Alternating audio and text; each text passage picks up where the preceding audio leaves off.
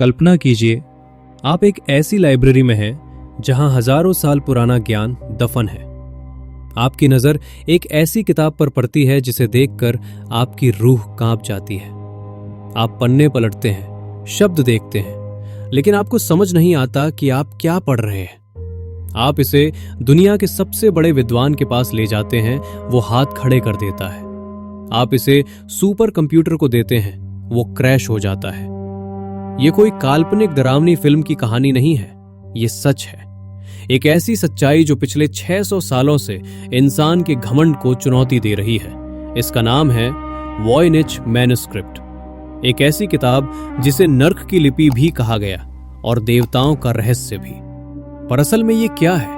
क्या ये किसी का मजाक है या हमारी तबाही का नक्शा? ये कहानी हमें ले जाती है 15वीं शताब्दी के उस दौर में जब दुनिया आज जैसी नहीं थी। न बिजली, न मशीनें, न इंटरनेट। उस वक्त ज्ञान की कीमत सोने से भी ज्यादा थी। एक एक शब्द को जानवरों की खाल पर उकेरा जाता था। सोचिए, उस दौर में किसी ने अपनी जिंदगी के सालों गुजार दिए इस किताब को लिखने में। क्यों? किस लिए? क्या वो इंसान अकेला था? क्या उसे डर था कि उसका ज्ञान गलत हाथों में पड़ जाएगा? या फिर वो हमें कुछ ऐसा बताना चाहता था जिसके लिए हमारी भाषा छोटी पड़ गई? गौर से देखिए इन पन्नों को। यहां ऐसे पौधे बने हैं जो इस धरती के मिट्टी में कभी नहीं उगे। ऐसी जड़ें, ऐसे फूल जो किसी वनस्पति शास्त्र की किताब में नहीं मिलते। क्या ये किसी दूसरी दुनिया का सफरनामा है? किताब में सिर्फ पौधे नहीं हैं, इसमें कुछ ऐसी आकृतियां हैं जो ब्रह्मांड के अनसुलझे रहस्यों की ओर इशारा करती हैं। गोल घेरे, तारे और कुछ ऐसी स्त्रियां जो अजीबोगरीब नलियों और हौजों में नहा रही हैं। कुछ लोग कहते हैं ये अमृत बनाने का तरीका है, तो कुछ कहते हैं ये इंसान के शरीर के अंदर का नक्शा है। लेकिन सबसे बड़ा सवाल, भाषा। इसमें जो अक्षर लिखे हैं वो दुनिया की किसी भी लिपि से मेल नहीं खाते। वैज्ञानिकों ने इसे वॉयनिजी नाम दिया। ये न तो लैटिन है, न ग्रीक, न ही कोई प्राचीन भारतीय भाषा। सालों तक लोग इसे धोखा और फर्जी कहते रहे, लेकिन जब 21वीं सदी में इसकी कार्बन डेटिंग हुई तो जो सच सामने आया उसने पूरी दुनिया के होश उड़ा दिए। लैब के नतीजों ने साबित कर दिया कि ये किताब पूरी तरह असली है, यानी 600 साल पहले किसी ने जानबूझकर इस रहस्य को जन्म दिया था। एक ऐसा रहस्य जिसका असली मालिक कोई राजा नहीं, बल्कि एक ऐसा डर था जो आज भी जिंदा है। यही वो डर था जिसने 16वीं सदी के सम्राट रुडोल्फ द्वितीय को अपनी गिरफ्त में ले लिया। जब ये किताब उनके दरबार में पहुंची तो उन्होंने इसके लिए 600 सोने के सिक्के खुशी खुशी लुटा दिए, आज के हिसाब से करोड़ों रुपए। सम्राट को लगा था कि इस किताब में कीमिया, एल्केमिस्ट्री का वो गुप्त रास्ता छिपा है जिससे मिट्टी को सोना बनाया जा सकता है या मौत को जीता जा सकता है। लेकिन उस सम्राट की हताशा की कल्पना कीजिए, जिसके पास दुनिया की सारी दौलत और ताकत थी, पर वो इन चंद पन्नों के सामने एक बेबस बच्चे की तरह खड़ा था। उसने अपने राज्य के सबसे तेज दिमागों और तांत्रिकों को बुलाया, उन्हें डराया, लालच दिया, पर किताब की खामोशी नहीं टूटी। ये किताब महलों के बंद कमरों से गुजरी, काल कोठरियों में छिपाई गई और न जाने कितनी बार इसे जला देने की कोशिश भी हुई।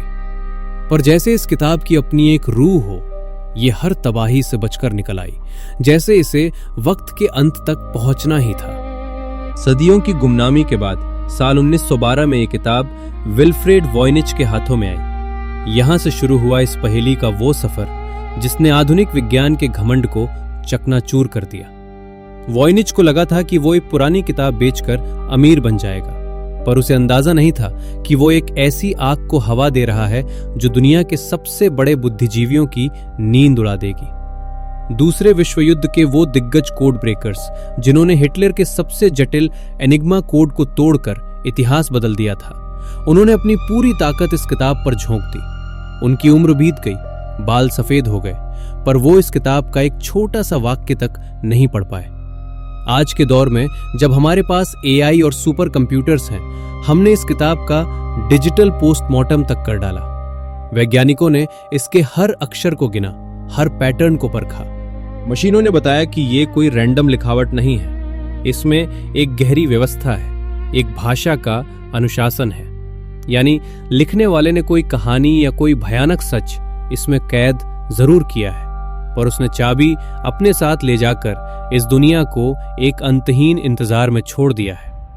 सबसे सिहरन पैदा करने वाली बात जानते हैं क्या है? इस किताब के बायोलॉजिकल हिस्से में बनी वो आकृतियां। वहां मानव शरीर की नसें और अंग जैसे चित्र तो हैं, पर वो अंगों की जगह अजीब मशीनों और पाइपों से जुड़े हुए दिखते हैं।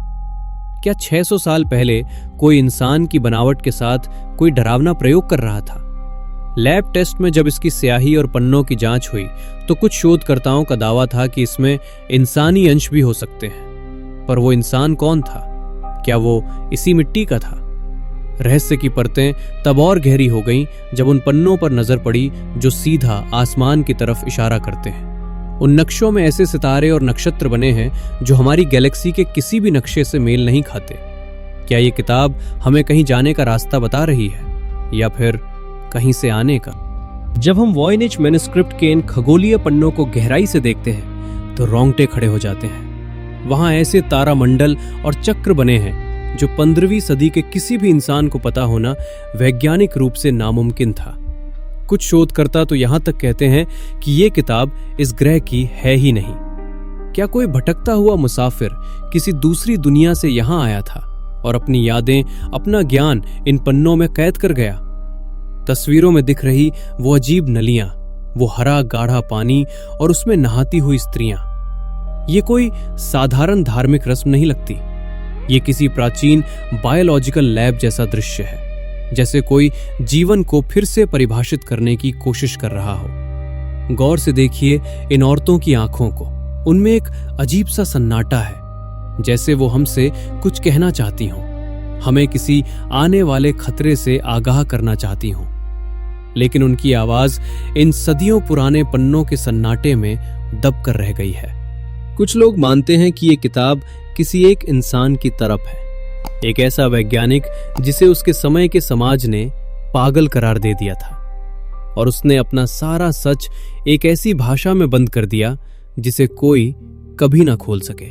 क्या आप महसूस कर सकते हैं उस लेखक की उंगलियों का दबाव? उसने हजारों शब्द लिखे और हैरानी की बात यह है कि पूरी किताब में एक भी गलती नहीं है, कोई काट छाट नहीं, कोई सुधार नहीं। जैसे वो लिख नहीं रहा था, बल्कि उसके दिमाग में कोई और सत्ता बोल रही थी और वो बस एक माध्यम था। क्या ये किताब एक चेतावनी है? शायद इसमें लिखा है कि हमारी सभ्यता का अंत कैसे होगा, या शायद इसमें वो रास्ता छिपा है जिसे ढूंढते ढूंढते इंसानियत खुद को खो देगी। येल यूनिवर्सिटी की लाइब्रेरी में रखी यह किताब आज भी ठंडी और खामोश है, लेकिन रात के अंधेरे में जब वहां कोई नहीं होता, क्या इसके पन्ने खुद ब खुद उस हवा में फड़फड़ाते होंगे जो हम महसूस नहीं कर सकते? आज भी हर साल हजारों लोग दावा करते हैं कि उन्होंने इसका कोड तोड़ दिया है, पर हकीकत यह है कि हम आज भी वहीं खड़े हैं जहां 600 साल पहले वो राजा खड़ा था।